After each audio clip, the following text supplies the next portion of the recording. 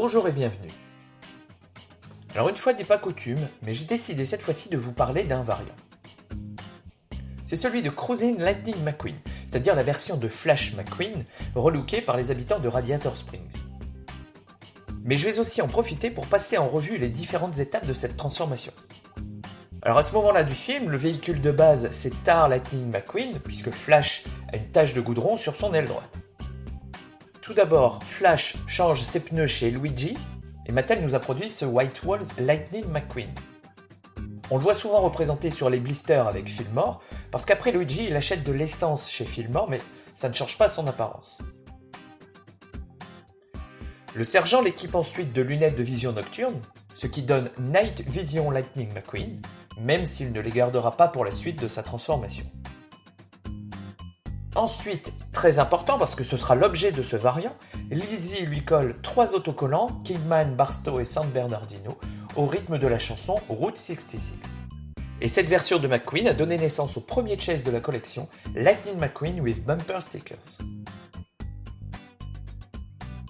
Flash passe ensuite dans l'atelier de Ramon qui va lui refaire sa peinture, ce qui a donné cet autre modèle chase, mais cette fois-ci lenticulaire, Paint Mask Lightning McQueen.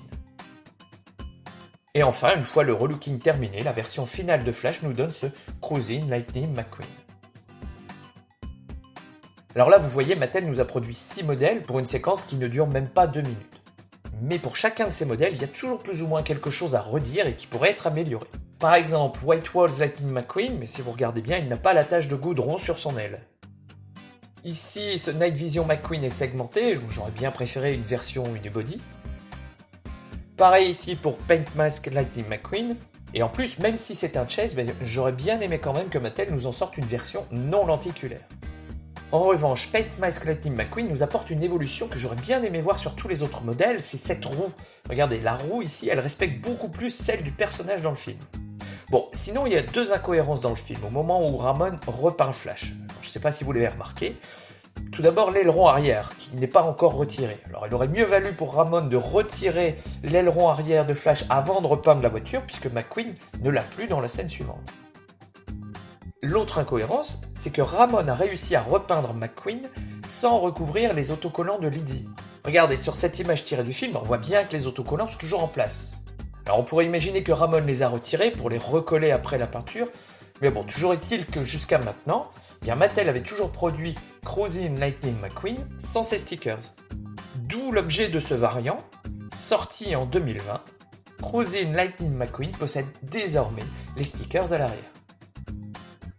Alors on peut toujours comparer les deux modèles, le premier était jusque-là fabriqué en Chine, l'autre est désormais fabriqué en Thaïlande.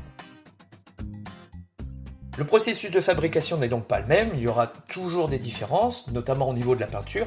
Par exemple, cette dernière version me paraît beaucoup plus brillante.